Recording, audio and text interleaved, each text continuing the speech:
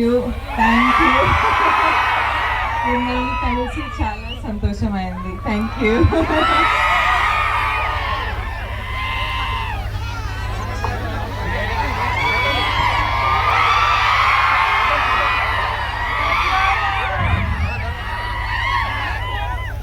అయితే నాకు రష్మికకి అమ్మకి నాన్నకి పెళ్లి చేసుకున్న తర్వాత ఇమీడియట్లీ ఊర్లో ఏదో ఒక పర్మనెంట్లీ ఏదో చేయాలనిపించింది.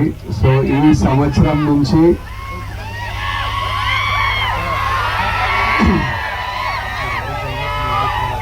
దేవరకొండ ఫౌండేషన్ ద్వారా